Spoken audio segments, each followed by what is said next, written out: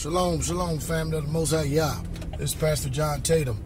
I'm sitting here and I'm thinking about everything that's going on and happening in our world.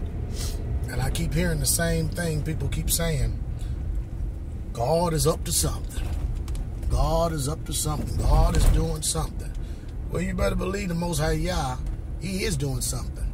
He is working. He is moving. He is healing and He is delivering. But the question is not what He's doing. The question is, what are you doing? What are you doing to access His power? What are you doing to access His might? What are you doing to access the strength and meeting Yah's conditions so that these promises that He has in His Word can actually come to fruition into your life? There's a lot of people, they quote scriptures all day. They talk about what Yahweh is doing, but never once are they understanding and comprehending that every promise of the Most High Yah comes with a condition.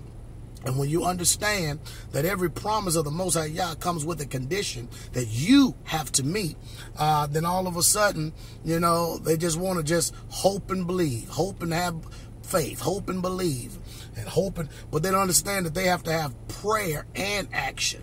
Prayer and action. I never forget the story of Moses and Joshua.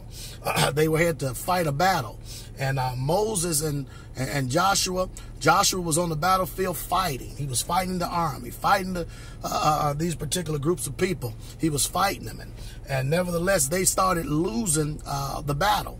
And Moses decided to go up into on the mountain there and hold up the rod of the Most High Yah.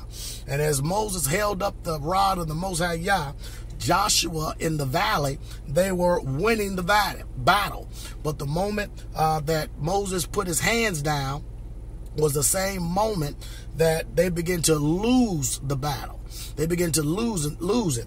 And it took two brothers to come and uphold Moses' hand so that his hand can be held up so that Joshua in the valley could continue on fighting and prevailing. And that is the perfect picture of prayer and action.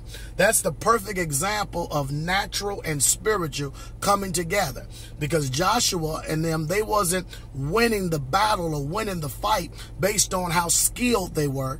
They were winning the battle based on what Moses' hand being lifted up on the mountain. And what you have to understand and know is that the Father is doing things. He is moving. He is speaking. He is delivering. But at the same time, you have to position yourself to actually say, I'm going to get into the fight. I'm going to get into the race. For the race is not given to the swift, neither the battle to the strong, but to the one that can endure until the end. We have to learn how to cast down our imaginations and every high thing that exalts itself against the knowledge of Yah, and bring into captivity every thought into the obedience of Christ, having a readiness to revenge all disobedience when, listen to this, our obedience is fulfilled. So I hope you heard something today that will stir your heart to action, to stir your heart and to motivate you, to cause you to get up out of your slumber, to wake up out of your sleep, and to begin to put you in action and actually do what this Bible says.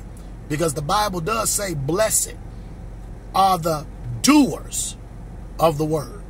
Shalom.